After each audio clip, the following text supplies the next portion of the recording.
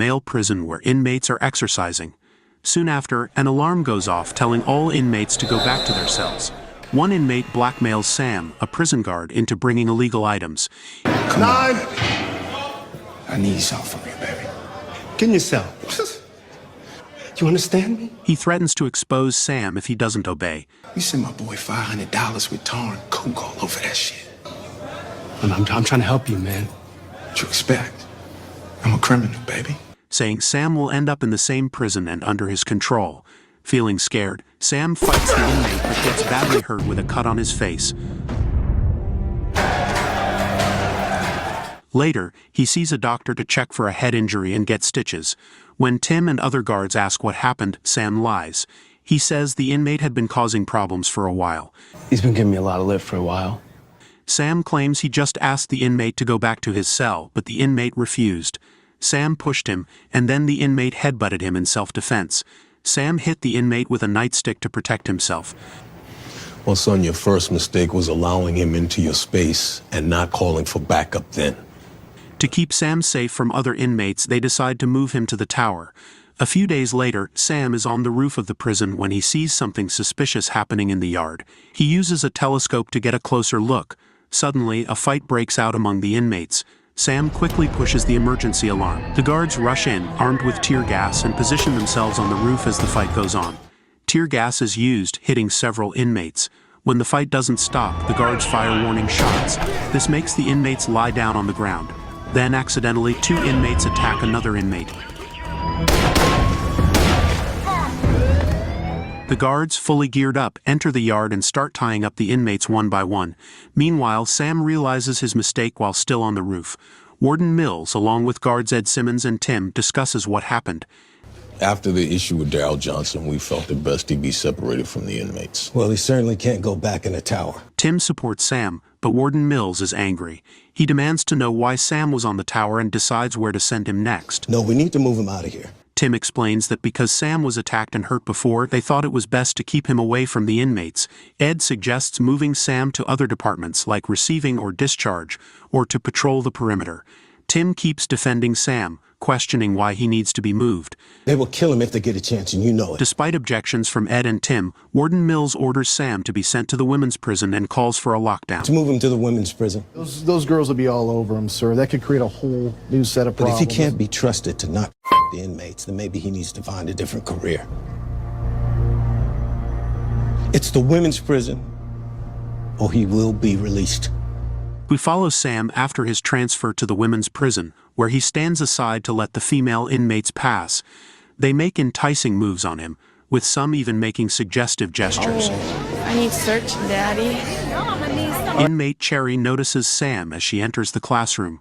Marianne Mollusky catches the overly friendly interaction between Sam and Cherry and demands to know who sent Sam to the women's prison. He explains it was for his own protection after an incident at the male prison. Mariam warns him that the female inmates are no different from the male inmates and will try to use him. During her lesson on human evolution, Cherry uses a mirror to watch Sam, who stands at the back of the classroom. In the break room, the guards discuss the differences between the men's maximum security prison and the women's prison. Sam jokes that today felt like a vacation compared to the men's prison, which he likens to a jungle.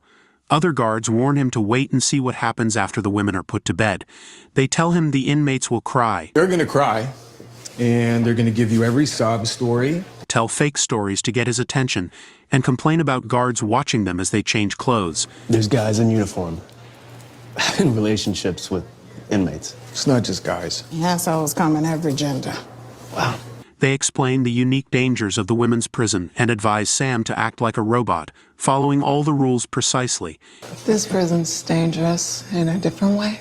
At bedtime, they proceed to lock each cell one by one until discovering an inmate with a confiscated phone. Let me see it. See what? Stand and face the wall. Close A20. What a waste of money. Come on, man. I don't need y'all looking at that. You know the rules. Close A19. Take 17. Sam is then instructed to lock the next cell where he encounters Cherry. She pretends to be reading a magazine. Checking in with her, he asks if she's all right. You good? And now? She responds positively, requests her cell to be closed, Close A17. and he continues with his duties. The following day, Sam is standing by the classroom door as the inmates pass by.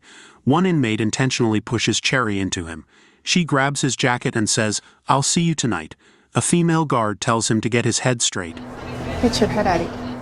Otherwise, these ladies will take advantage of his desperation. That same night, as Sam instructs inmates to turn off their bunk lights, Lights out. he approaches Cherry's cell and discovers her exposed. Sam is deeply affected by his emotions as he continues to gaze at her.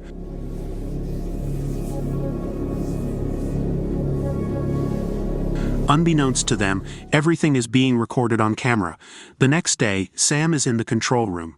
Cherry starts acting strangely. Yeah, she doesn't look too good. Radio me if she needs to go to the infirmary, and I'll buzz you through. When he comes closer, she pretends to have a pain in her side so she can go to the infirmary. What is it? My side, I don't know. Your stomach? My side, I don't know. Ow. Ask her if she can walk or if she needs a stretcher. You need a stretcher? I can walk, I can walk.